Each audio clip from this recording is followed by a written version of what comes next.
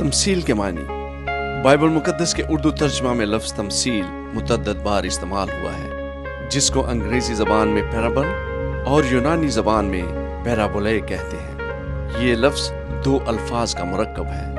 पहला लफ्ज़ पैरा जिसके मानी है साथ, और दूसरा लफ्ज़ बोले जिसका मानी है फेंकना, यानी किसी के ज़रिए कुछ फेंकना तमसील कहलाती है। जब हम तमसील की बात करते हैं तो ये एक कहानी सी मालूम होती है जिसके ज़रिए से कोई बात करना मकसूद होता है, यानी हम एक तमसील में अल्फाज और कहानी का सहारा लेते हैं और वो बात जो हमारे जहन में होती है दूसरों तक पहुंचाते हैं। तमसील एक मजाजी किस्सा या कहानी होती है जिसकी मदद से कोई सबक सीखना मकसूद होता है, और जब तमसील सुनाई जाती है तो लोग खुद ही उससे कोई ना कोई सबक अखज़ कर लेते हैं, क्योंकि ये इस कदर सादा फहम होती है कि लोग तमसीलों में कलाम खुदा सुनना पसंद करते हैं और उन्हें सीखने में भी आसानी होती है।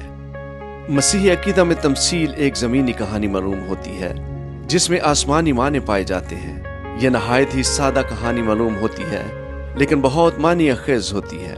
यीशु मसीह जब भी कोई तमसील बयान किया करते थे तो वो इस ज़मीनी कहानी से खुदाए बुजुर्ग बरतर की कुदरत को बयान किया करते थे। तमसीलों के ज़रिए ही से यीशु अल मसीह ने आसमान की बादशाही की बातें बड़ी ही खूबसूरती से लोगों तक पहुंचाई, जो आज भी रोज़मर्रा की ज़िंदगी में हमारे साथ साथ चलती हैं और मुख्तलिफ तौर से हमारी ज़िंदगी में रूहनुमा होती है। अपनी अमली ज़िंदगी में अक्सर औकात हम अपनी नाराज़गी का इजहार अपने दोस्तों और अजीज़ों अकारब से तमसीलों की सूरत में करते हैं, जिससे अपनी बात बड़ी शाइस्तगी से दूसरों तक पहुंचाई जाती है। यीशु अल मसीह की तमसीलों में से हम चंद एक पर गौर करेंगे।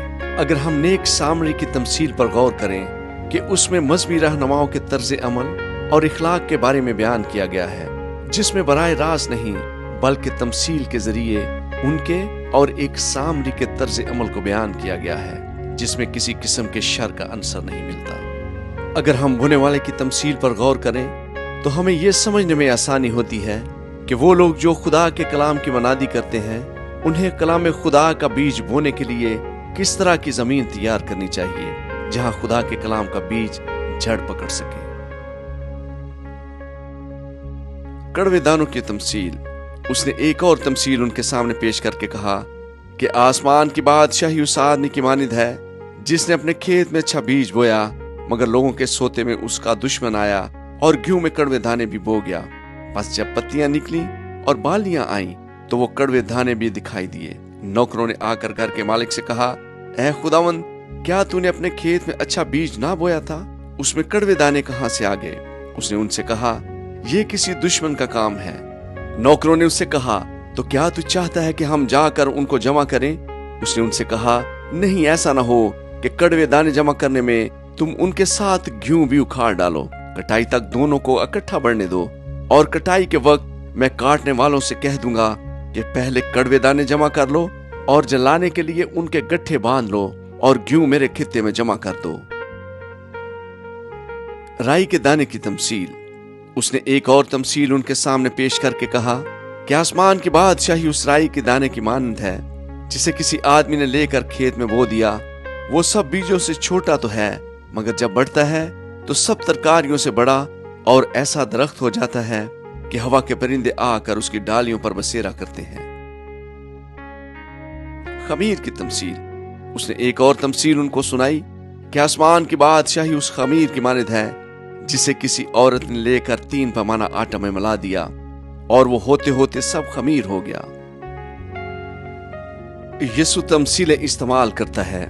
ये सब बातें यीशु ने भीड़ से तमसीलों में कहीं, और बगैर तमसील के वो उनसे कुछ ना कहता था, ताकि जो नबी की मार्फत कहा गया था वो पूरा हो कि मैं तमसीलों में अपना मुंह खोलूंगा, मैं उन बातों को जाहिर करूंगा जो बनई आलम से पोशीदा रही हैं।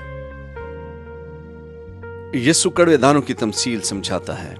उस वक्त वो भीड़ को छोड़कर घर में गया और उसके शिगिर्दों ने उसके पास आकर कहा कि खेत के कड़वे दानों की मिसाल हमें समझा दे। उसने जवाब में कहा कि अच्छे बीज का बोने वाला इब्ने आदम है और खेत दुनिया है, और अच्छा बीज बादशाही के फर्जंद और कड़वे दाने उस शरीर के फर्जंद हैं। जिस दुश्मन ने उनको बोया वो अब्लीस है, और कटाई दुनिया का आखिर है, और काटने वाले फरिश्ते हैं। बस जैसे कड़वे दाने जमा किए जाते हैं और आग में जलाए जाते हैं, वैसे ही दुनिया के आखिर में होगा।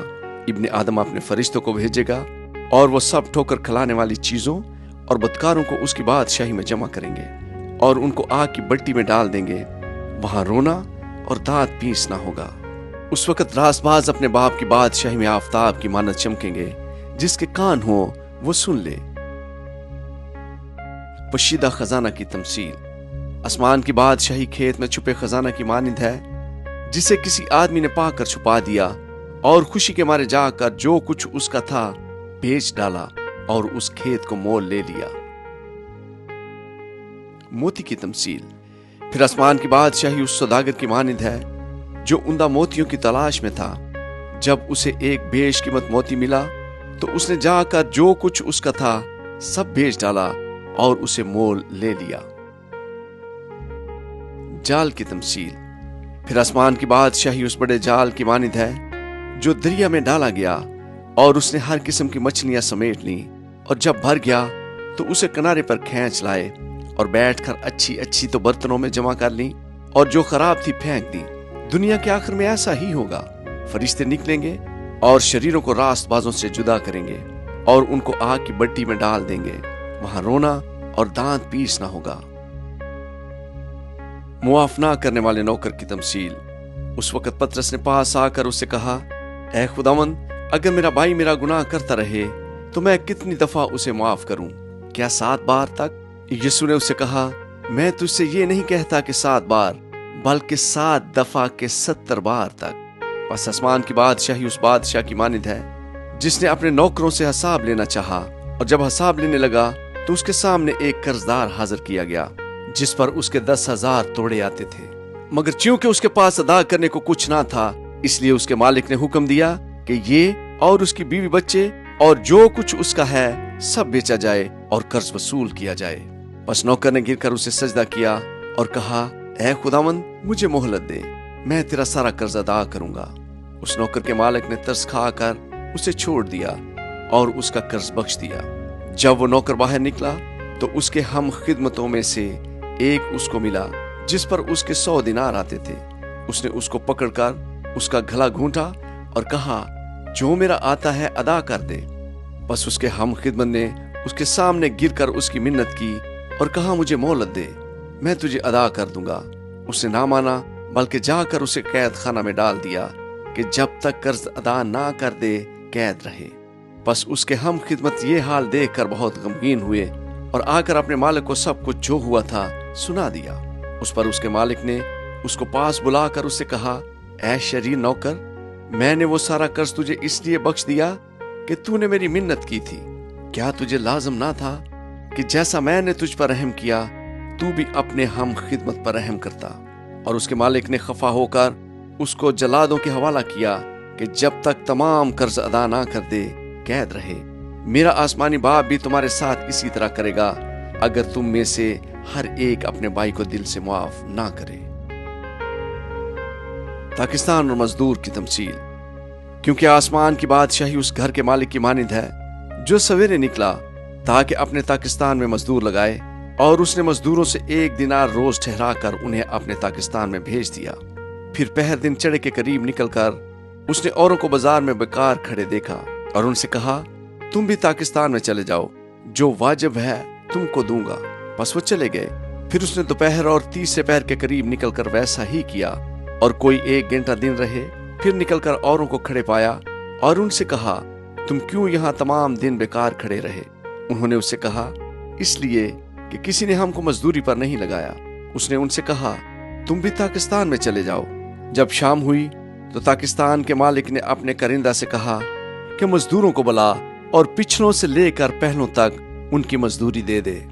जब वो आए जो घंटा भर दिन रहे लगाए गए थे तो उनको 1-1 दिनार मिला। जब पहले मजदूर आए तो उन्होंने ये समझा कि हमको ज्यादा मिलेगा और उनको भी 1 दिनार मिला। जब मिला तो घर के मालिक से ये कहकर शिकायत करने लगे, इन पिछलों ने 1 ही घंटा काम किया और तूने उनको हमारे बराबर कर दिया, जिन्होंने दिन भर का बोझ उठाया और सख्त धूप सही। उसने जवाब देकर उनमें से एक से कहा, मियाँ, मैं तेरे साथ बेइंसाफी नहीं करता।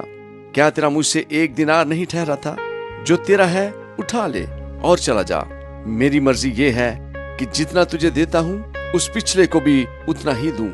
क्या मुझे रवा नहीं कि अपने माल से जो चाहूं सो करूं, या तू इसलिए कि मैं नेक हूं बुरी नजर से देखता है?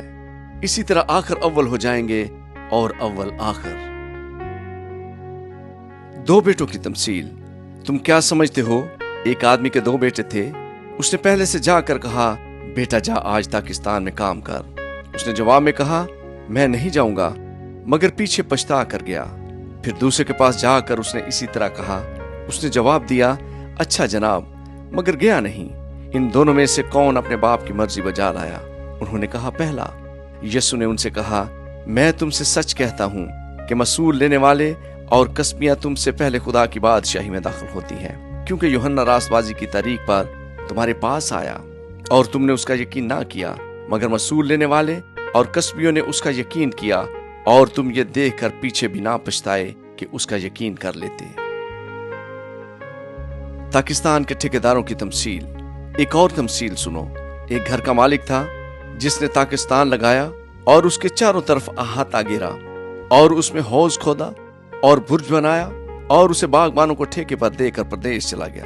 और जब फल का मौसम करीब आया तो उसने अपने नौकरों को बागबानों के पास अपना फल लेने को भेजा, और बागबानों ने उसके नौकरों को पकड़कर किसी को पीटा और किसी को कत्ल किया और किसी को संसार किया।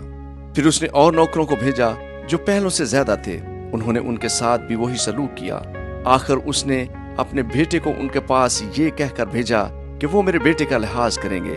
जब बागबानों ने बेटे को देखा तो आपस में कहा, यही वारिस है, आओ इसे कत्ल करके इसकी मिरास पर कब्जा कर लें। और उसे पकड़कर पाकिस्तान से बाहर निकाला और कत्ल कर दिया। बस जब पाकिस्तान का मालिक आएगा तो उन बागबानों के साथ क्या करेगा? उन्होंने उससे कहा, उन बदकारों को बुरी तरह हलाक करेगा और बाग का ठेका दूसरे बागबानों को देगा जो मौसम पर उसको फल दे। यीशु ने उनसे कहा, क्या तुमने किताब मुकद्दस में कभी नहीं पढ़ा कि जिस पत्थर को मेमारों ने रद्द किया वही कोने के सिरे का पत्थर हो गया? ये खुदावंद की तरफ से हुआ और हमारी नजर में अजीब है। इसलिए मैं तुमसे कहता हूं कि खुदा की बादशाही तुमसे ले ली जाएगी और उस कौम को जो उसके फल लाए दे दी जाएगी, और जो उस पत्थर पर गिरेगा टुकड़े टुकड़े हो जाएगा, लेकिन जिस पर वो गिरेगा उसे पीस डालेगा। और जब सरदार कहनों और फरीसियों ने उसकी तमसीलें सुनी तो समझ गए कि हमारे हक में कहता है, और वो उसे पकड़ने की कोशिश में थे, लेकिन लोगों से डरते थे क्योंकि वो उसे नबी जानते थे। शादी की जियाफत की तमसील। और यीशु फिर उनसे तमसीलों में कहने लगा कि आसमान की बादशाही उस बादशाह की मानिद है जिसने अपने बेटे की शादी की और अपने नौकरों को भेजा कि बुलाए हुओं को शादी में बुलाएं, मगर उन्होंने आना ना चाहा। फिर उसने और नौकरों को ये कहकर भेजा कि बुलाए हुओं से कहो कि देखो मैंने जियाफत तैयार कर ली है, मेरे बैल और मोटे मोटे जानवर ज़बा हो चुके हैं और सब कुछ तैयार है, शादी में आओ। मगर वो बेपरवाही करके चल दिए, कोई अपने खेत को, कोई अपनी सौदागरी को, और बाकियों ने उसके नौकरों को पकड़कर बेइज्जत किया और मार डाला। बादशाह गजबनाक हुआ और उसने अपने लश्कर भेजकर उन खूनियों को हलाक कर दिया और उनका शहर जला दिया। तब उसने अपने नौकरों से कहा कि शादी की ज़ियाफत तो तैयार है, मगर बुलाए हुए लायक ना थे। बस रास्तों के नाकों पर जाओ और जितने तुम्हें मिले शादी में बुला लाओ। और वो नौकर बाहर रास्तों पर जाकर जो उन्हें मिले, क्या बुरे क्या भले, सबको जमा कर लाए, और शादी की महफिल मेहमानों से भर गई। और जब बादशाह मेहमानों को देखने को अंदर आया तो उसने वहां एक आदमी को देखा जो शादी के लिबास में ना था, और उसने उससे कहा, मियाँ तू शादी की पोशाक पहने बगैर यहाँ क्यों कर आ गया? लेकिन उसका मुंह बंद हो गया। उस पर बादशाह ने खादमों से कहा कि इसके हाथ पांव बांध कर बाहर अंधेरे में डाल दो, वहां रोना और दांत पीसना होगा, क्योंकि बुलाए हुए बहुत हैं मगर बरगजीदा थोड़े।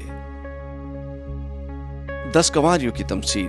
उस वक्त आसमान की बादशाही उन 10 कंवारियों की मानिद होगी जो अपनी मशलें लेकर दुल्हा के इस्तकबाल को निकली। उनमें 5 बेवकूफ और 5 अक्लमंद थी।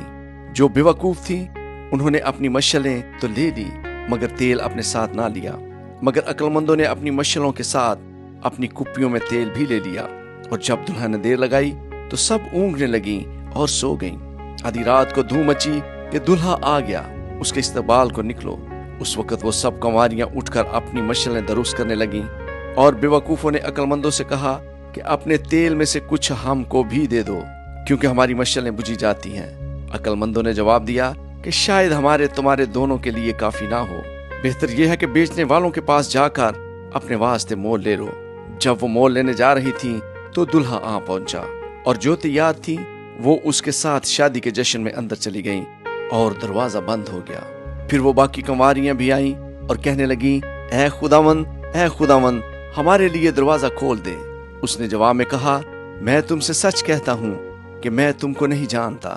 پس جاگتے رہو، کیونکہ تم نہ اس دن کو جانتے ہو نہ اس گھڑی کو۔ 3 نوکروں یا توڑوں کی تمثیل، کیونکہ یہ اس آدمی کا سا حال ہے جس نے پردیس جاتے وقت اپنے گھر کے نوکروں کو بلا کر اپنا مال ان کے سپرد کیا، اور ایک کو 5 توڑے دیے، دوسرے کو 2 اور تیسرے کو 1، یعنی ہر ایک کو اس کی لیاقت کے مطابق دیا، اور پردیس چلا گیا۔ جس کو 5 توڑے ملے اس نے فوراً جا کر ان سے لین دین کیا اور 5 توڑے اور پیدا کر لیے۔ اسی طرح جسے 2 ملے اس نے بھی 2 اور کمائے، مگر جس کو 1 ملا تھا اس نے جا کر زمین کھودی اور اپنے مالک کا روپیہ چھپا دیا۔ بڑی مدت کے بعد ان نوکروں کا مالک آیا اور ان سے حساب لینے لگا۔ جس کو 5 توڑے ملے تھے وہ 5 توڑے اور لے کر آیا اور کہا، اے خداوند، تو نے 5 توڑے مجھے سپرد کیے تھے، دیکھ میں نے 5 توڑے اور کمائے۔ اس کے مالک نے اس سے کہا، اے اچھے اور دیانتدار نوکر، شاباش، تو تھوڑے میں دیانتدار رہا، میں تجھے بہت چیزوں کا مختار بناؤں گا، اپنے مالک کی خوشی میں شریک ہو۔ اور جس کو 2 توڑے ملے تھے اس نے بھی پاس آ کر کہا، اے خداوند، تو نے تو 2 توڑے مجھے سپرد کیے تھے، دیکھ میں نے 2 توڑے اور کمائے۔ اس کے مالک نے اس سے کہا، اے اچھے اور دیانتدار نوکر، شاباش، تو تھوڑے میں دیانتدار رہا، میں تجھے بہت چیزوں کا مختار بناؤں گا، اپنے مالک کی خوشی میں شریک ہو۔ اور جس کو 1 توڑا ملا تھا وہ بھی پاس آ کر کہنے لگا، اے خداوند، میں تجھے جانتا تھا کہ تو سخت آدمی ہے، اور جہاں نہیں بویا وہاں سے کاٹتا ہے، اور جہاں نہیں بکھیرا وہاں سے جمع کرتا ہے۔ پس میں ڈرا اور جا کر تیرا توڑا زمین میں چھپا دیا، دیکھ جو تیرا ہے وہ موجود ہے۔ اس کے مالک نے جواب میں اس سے کہا، اے شریر اور سست نوکر، تو جانتا تھا کہ جہاں میں نے نہیں بویا وہاں سے کاٹتا ہوں، اور جہاں میں نے نہیں بکھیرا وہاں سے جمع کرتا ہوں۔ پس تجھے لازم تھا کہ میرا روپیہ ساہوکاروں کو دیتا، تو میں آ کر اپنا مال سود سمیت لیتا۔ پس اس سے وہ توڑا لے لو، اور جس کے پاس 10 توڑے ہیں اسے دے دو، کیونکہ جس کے پاس ہے اسے دیا جائے گا اور اس کے پاس زیادہ ہو جائے گا، مگر جس کے پاس نہیں اس سے وہ بھی جو اس کے پاس ہے لے لیا جائے گا۔ اور اس نکمے نوکر کو باہر اندھیرے میں ڈال دو، وہاں رونا اور دانت پیسنا ہوگا۔